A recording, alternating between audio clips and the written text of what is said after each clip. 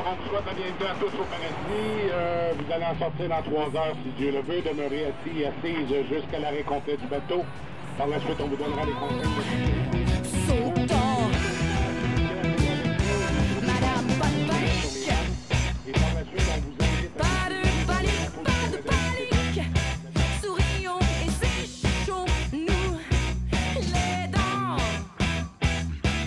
Car on est Bruno Thibodeau, un monsieur du Témiscamingue qui est venu travailler ici en 1971, qui a construit ce campement-là. Et à l'époque, en 1971, au Témis, il gagnait 90 sous de l'heure. Quand il est venu travailler ici comme homme de moteur, il a monté à 3,25 de l'heure. Oh, wow. 1971. Là, vous venez de comprendre pourquoi les gars venaient faire des runs de même. OK? L'argent, nourrir, loger, transporter. Sauf que la suite des événements va vous faire comprendre qu'il faut rentrer dans le club med. Pourquoi je vous dis ça? Parce que Bruno, qui a fait carrière à Hydro-Québec et qui est décédé il y a à peu près un an et demi, et à la fin de sa carrière, il était opérateur de machinerie lourde, nous a raconté qu'en 1971, lorsqu'il est arrivé ici au mois d'octobre, il y avait déjà 3 pieds de neige au sol. L'hélico a descendu à une certaine hauteur. On dit, ouais, il va être capable de sauter. Saute en bas. Ils ont garoché une chaîne de ça, un bout de poêle, un peu de bouffe. Ils ont donné un baril de 10 gallons d'essence ou d'huile comme ça, puis ils ont dit ça, c'est ton poêle de sauter. Au pellet. Pas sûr qu'on ferait travailler du monde, des petites jeunesses d'aujourd'hui, là, dans des conditions comme ça. OK? Et il nous a raconté qu'à l'époque, s'il avait eu la chance de demeurer dans ce style de campement-là, avec un plancher surélevé, avec des murs, avec une structure en bois traité, puis un gros poêle à combustion lente, comme vous voyez là, ça aurait été considéré à cette époque-là comme un 5 étoiles. Ça veut dire quoi? Ça veut dire que lui a resté directement sur le couvert végétal, pas de mur, structure en épinette, un petit baril comme ça pour chauffer ça.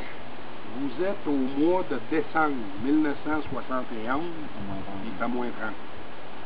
Oh, palais, ça frette dans le camp. C'est pourquoi ça frette. OK? Des runs de 6 à 8 mois sans sortir. Pas de femme, pas de boisson, pas de radio, pas de TV, pas de correspondance avec la famille. Pas sûr que c'est facile. OK? Les conditions se sont améliorées rapidement par la suite. Et ce que lui a connu ici avec ses collègues de travail, l'enfer. OK?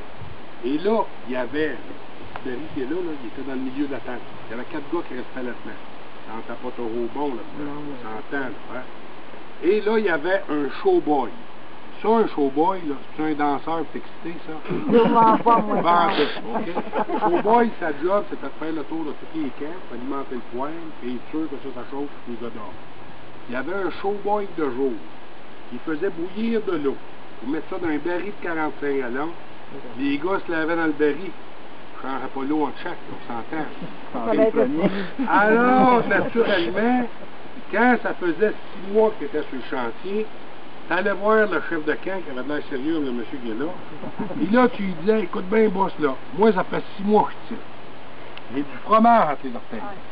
C'est sûr qu'elle ne me laisse pas rentrer dans la maison avec du fromage entre les orteils. Je vais finir dans la niche à chien.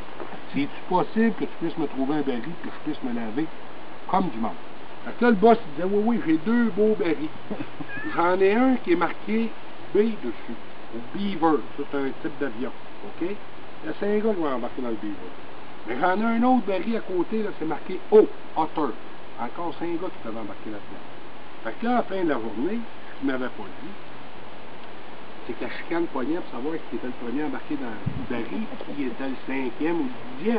On s'entend. Ça fait que là, le premier qui embarquait dans le baril, on s'entend-tu, madame, que quand il sortait de là, lui, il sentait le bébé-zone. OK? Mais veux-tu savoir ce qui arrivait au 5e? L'eau était tellement sale qu'il restait collé dans le baril. Il rallongeait sa run de 6 mois. OK? Là, je vous dis ça, puis vous avez de la misère à croire ça. OK? Pensez que je vous tartine? Absolument pas. C'est tellement vrai ce que je vous raconte que j'ai un membre de mon conseil d'administration, Réal Vaillant, qui est rendu à 72 ans, OK, qui demeure lui aussi au Témiscamingue, à Ville-Marie.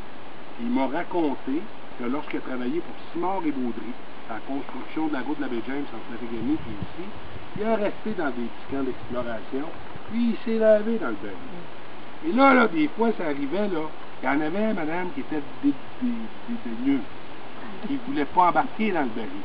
Il y en a eu un des daigneux qui n'a pas embarqué souvent dans le baril, puis lui a eu des problèmes de peau. OK? Fait que les gars, pour lui sauver la vie, Réal, il m'a raconté qu'ils l'ont pogné, ils l'ont embarqué dans le baril. Là, ils n'ont pas allumé une torche en dessous, ça fait bouillir.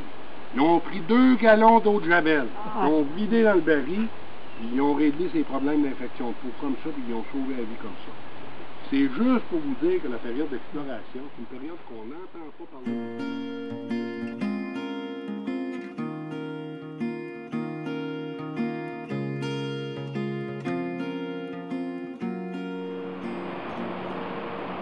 Dans le tourbillon du centre-ville, dans le flou brillant, dur à voir si